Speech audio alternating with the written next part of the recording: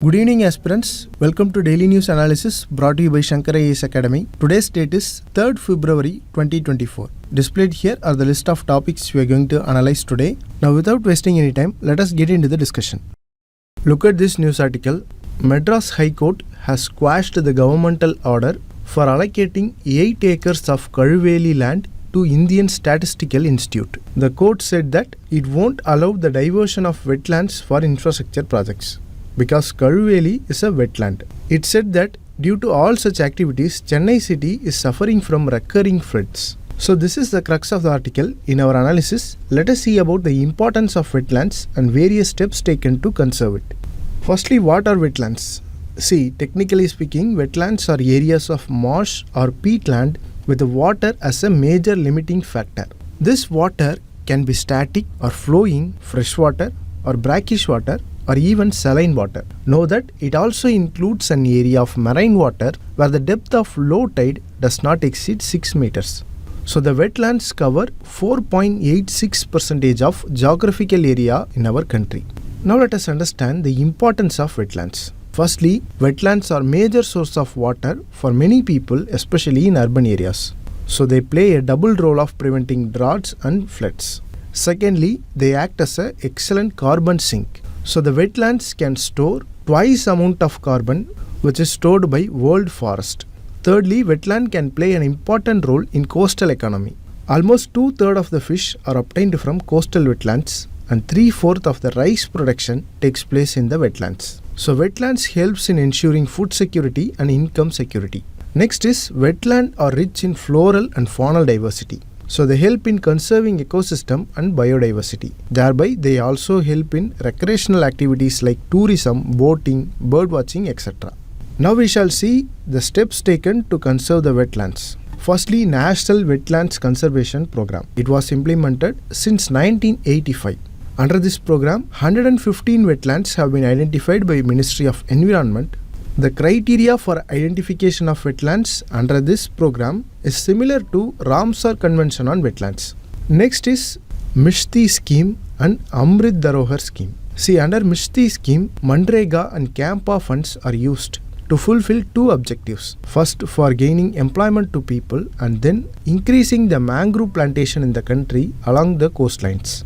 See, the Amrit Dharohar initiative is a joint scheme of Ministry of Tourism and Ministry of Environment.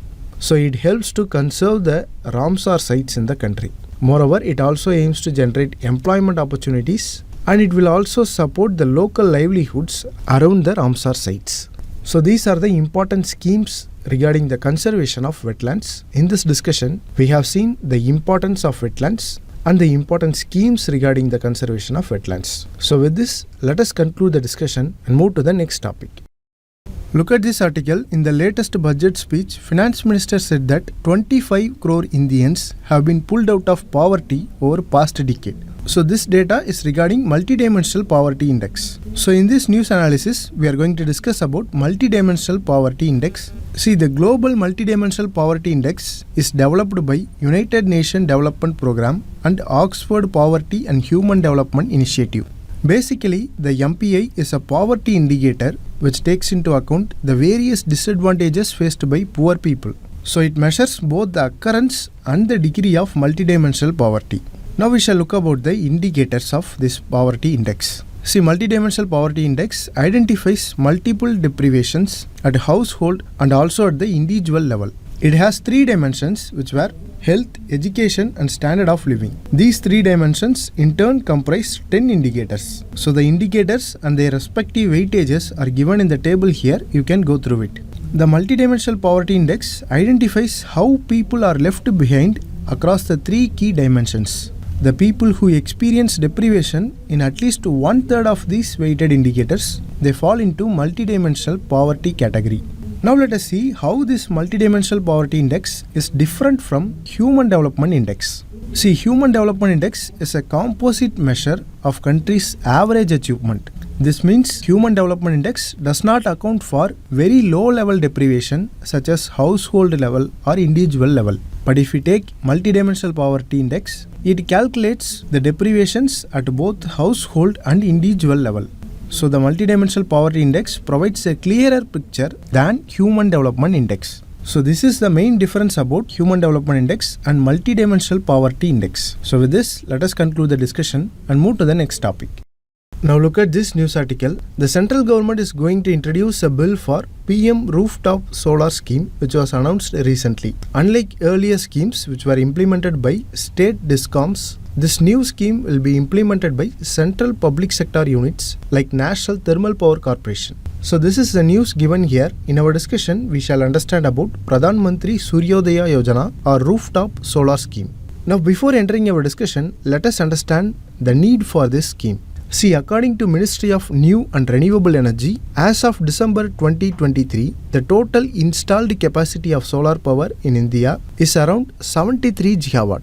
Out of this, the total installed rooftop solar capacity is only around 11 gigawatt. So there is a huge gap between total solar capacity and total rooftop solar capacity. So in order to bridge this gap, we need a scheme like Pradhan Mantri Suryodaya Yojana, because we have to achieve India's renewable energy target 500 gigawatt by 2030. Now moving on, is this the first rooftop solar policy? No. Since 2014, the government is implementing rooftop solar program. So the program aims to expand the India's rooftop solar installed capacities in residential areas by providing central financial assistance. In this context, the government is implementing the new scheme called Pradhan Mantri Suryodaya Yojana. Now let us see the features of this scheme. The scheme aims to install rooftop solar systems in 1 crore houses. Additionally, it aims to equip middle-class households with rooftop solar panels, but there are no time frame or targets that are mentioned in the scheme. The budget says that the scheme will save the family up to 15,000 to 18,000 annually by getting free solar electricity and also by selling the electricity to distribution companies. The scheme will help adoption of electric vehicles by providing charging stations at the home itself. Thus, it will improve the entrepreneurship and employment opportunities in home. Finally, the scheme works by installing photovoltaic panels on the roof of building, which is then connected to main power supply unit. Know that it reduces the consumption of grid-connected electricity and saves the electricity cost for the consumer. So these are the important features of this scheme. With this, let us conclude the discussion and move to the next topic.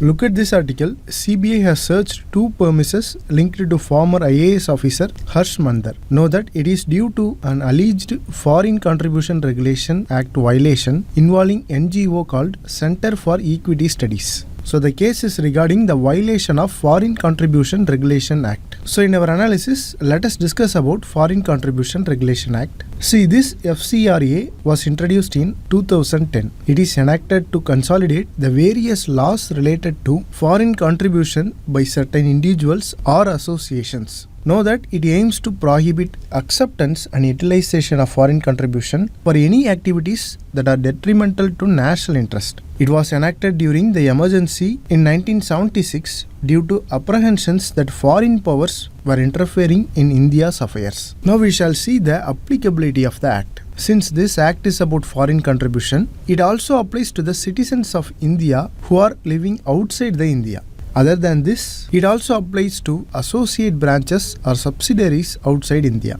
These associate branches or subsidiaries are companies or bodies which are corporate in India, registered in India and incorporated in India. So this shows to whom the law is applicable. Here remember that the flow of foreign contribution to India is regulated by 2 legislation. One is FCRA Act and another one is Foreign Contribution Regulation Rules, which was also implemented in 2010. Now what is a foreign contribution? See, a foreign contribution is a donation, delivery or transfer of any article, currency or foreign security. Such donation is by any foreign source or by person who has received it from any foreign source. So you can see here, these are the sources which are called foreign sources by the government. In addition to this, the foreign contribution also includes the interest accrued on foreign contribution deposited in any bank. Then it also includes any other income derived from the foreign contribution or the interest from the foreign contribution.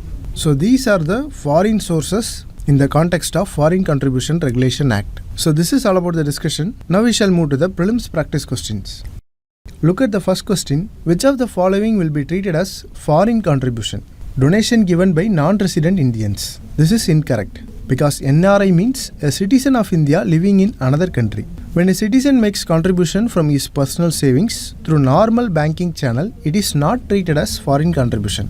Look at the second statement, donation given by person of Indian origin cardholders. That is PIO cardholders. Donation given by overseas citizens of India cardholders.